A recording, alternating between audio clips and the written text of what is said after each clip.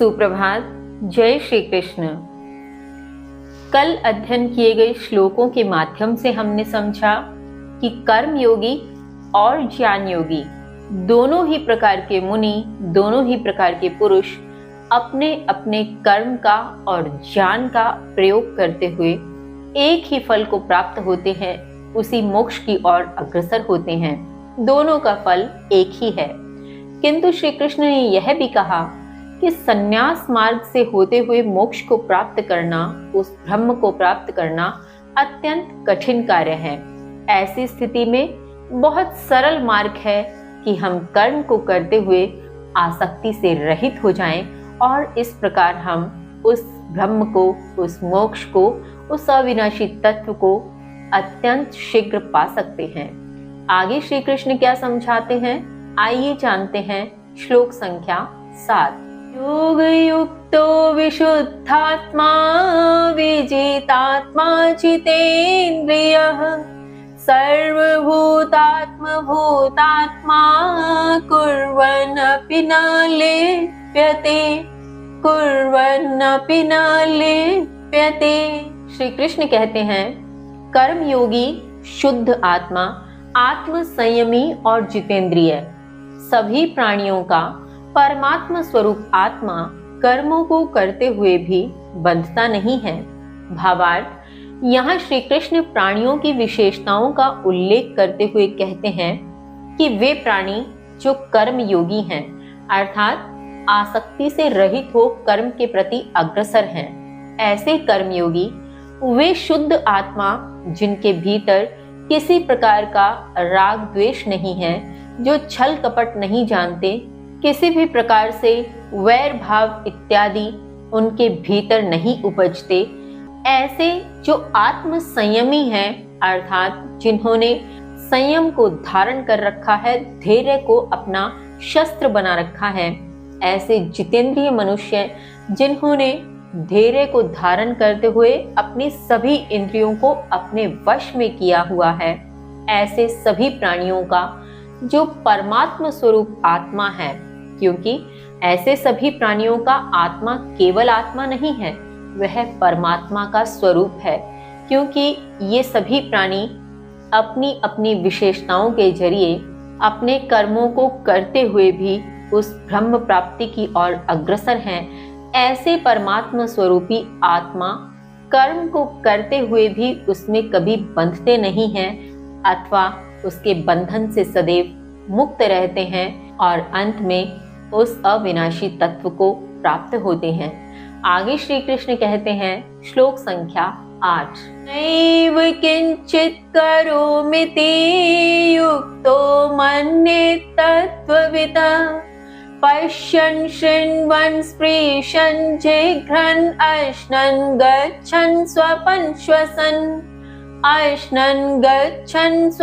श्वसन्। श्री कृष्ण कहते हैं, तत्व को जानने वाला योगी ऐसा मानता है कि देखता हुआ, सुनता हुआ, स्पर्श करता हुआ, सूंघता हुआ, खाता हुआ, जाता हुआ, स्वप्न देखता हुआ और सांस लेता हुआ अर्थात श्वास लेता हुआ भी निश्चय ही मैं कुछ नहीं करता हूँ। भावार्थ, यहाँ उस योगी के विषय में बात हो रही है जो योगी तत्व को जानता है, जो मानता है कि मैं करने वाला करता नहीं हूँ, यह केवल उस अविनाशी तत्व के माध्यम से किए जाने वाले कर्म हैं। वह सब कुछ करते हुए, देखते हुए, सुनते, सूंघते, स्पर्श करते, श्वास लेते, जाते, खाते, उठते, बैठते, सब क्रियाएं करते हुए भी वह ऐसा जानता है, ऐसा मानता है कि वह स्वयं कुछ भी नहीं करता है।